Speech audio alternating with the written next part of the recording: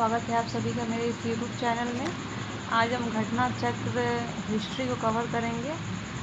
Modern history से हम लोग शुरू करेंगे। सबसे पहले इसमें जो भी सब्जेक्टिव दिए होते हैं उसको हम कवर करेंगे। उसके बाद जो होते हैं इस टॉपिक से रिलेटेड जितने भी ऑब्जेक्टिव क्वेश्चंस होते हैं उसे हम कवर करेंगे। ये आने वाले बीपीएससी के एग्ज़ाम, यूपीपीसीएस सभी के लिए बहुत ज़्यादा बेनिफिशियल है। बीपीएससी ऑडिटर एंड बीपीएससी सीजीपीओ सभी के लिए बेनिफिशियल रहेगा। तो चलिए शुरू करते हैं। आधुनिक भारत की शुरुआत वहीं से होती है जहां यूरोपीय कंपनियों का भारत में आगमन होता है। इसके जो भी नोट्स है हम उसे पढ़ते हैं। पहले वास्को डी गामा गुजराती पथ प्रदर्शक अहमद इब्न मजीद की सहायता से भारत के पश्चिमी तट पर स्थित बंदरगाह कालीकट पर 20 मई 1498 ईस्वी को पहुंचा। जैसा कि हम सभी जानते हैं कि भारत की खोज वास्को डी गामा ने की थी और वो जो है 1498 इसमें समुद्री रास्ते से भारत के पश्चिमी तट पर पहुंचे थे। उसने यहां पहुंचकर भारत के नए समुद्री मार्ग की खोज की। कालीकट के तत्कालीन शासक जमोरीन ने वास्को डी गामा का स्वागत किया। वास्को डी गामा के भारत आगमन से पुर्तगालियों एवं भारत के मध्य व्यापार के क्षेत्र में एक नए युग का शुभारंभ हुआ। वास्को डी गामा ने काली मिर्च के व्यापार से 60 गुना अधिक मुनाफा कमाया, जिससे अन्य पुर्तगाली व्यापारियों को भी प्रोत्साहन मिला।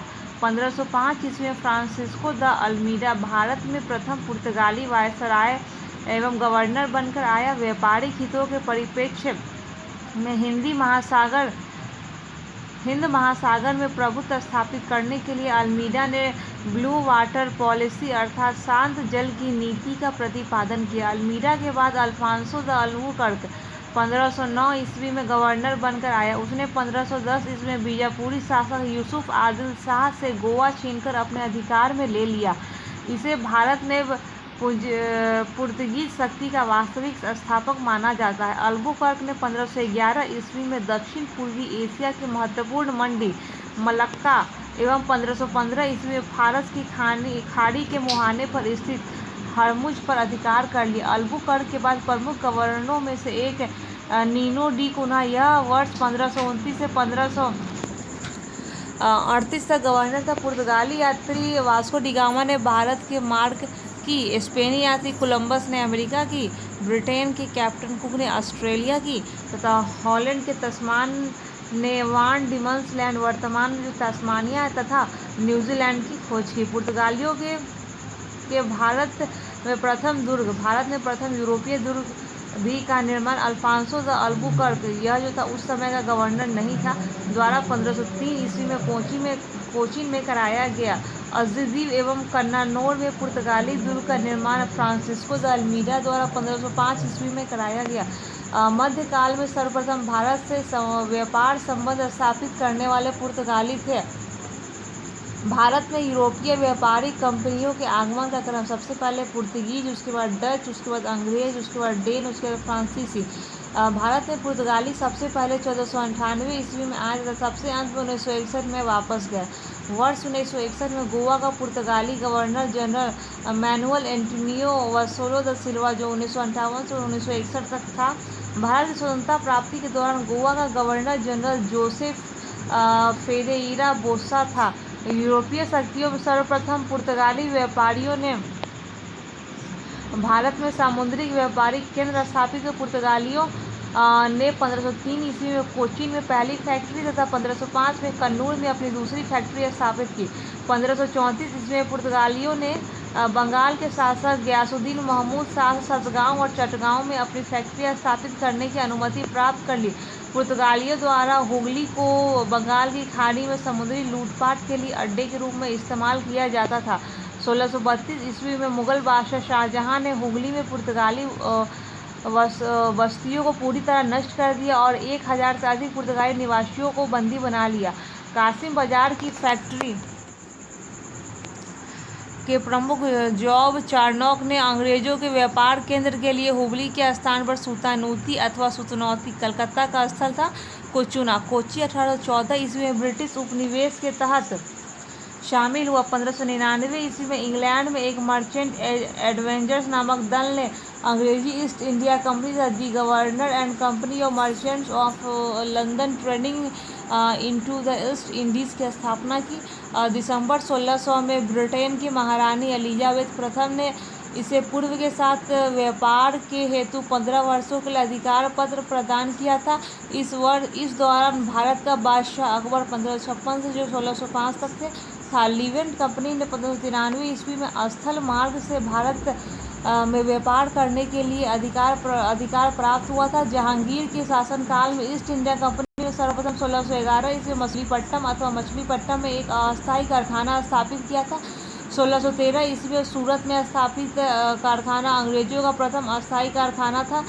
सूरत में डचों द्वारा फैक्ट्री 1616 ईस्वी में, जबकि फ्रांसीसियों द्वारा 1668 ईस्वी में स्थापित की गई। थॉमस बेस्ट नामक अंग्रेज अधिकारी ने पुर्तगालियों को शवाली के स्थान पर हराया था।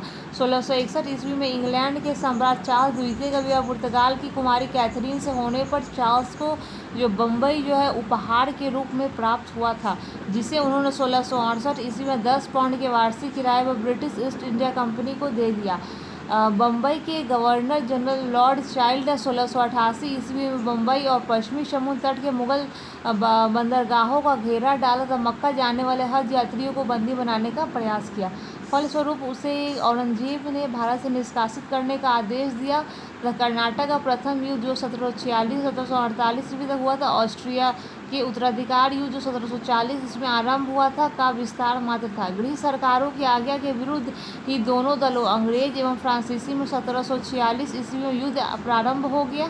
अंग्रेज कैप्टन बर्नेट के नेतृत्व में अंग्रेजी सेना द्वारा कुछ फ्रांसीसी जहाज़ों पर अधिकार कर लेना युद्ध का तत्कालीन कारण था। प्रथम कर्नाटक युद्ध के समय ही कर्नाटक के नवाब अनवरुद्दीन को महफूज खां के नेतृत्व में 10,000 की भारतीय सेना के फ्रांसीसियों पर आक्रमण करने के लिए भेजा।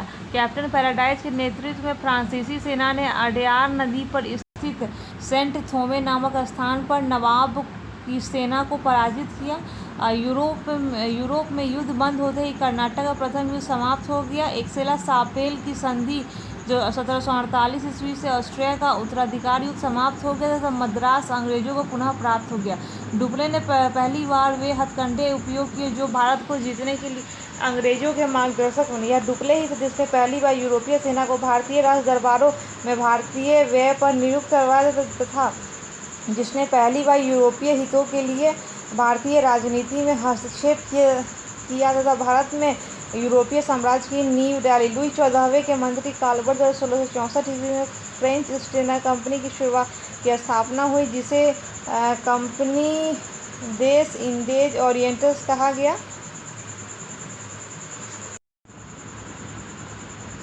फ्रांसीसी कंपनी का निर्माण राज्य द्वारा हुआ और राज्य ही इसका सारा खर्च देता था। 1667 ईस्वी में फ्रांसीसी कैरो के नेतृत्व में एक अभियान दल भारत के लिए रवाना हुआ, जिसने 1668 ईस्वी में सूरत में अपने पहले व्यापारिक कारखाने की स्थापना की।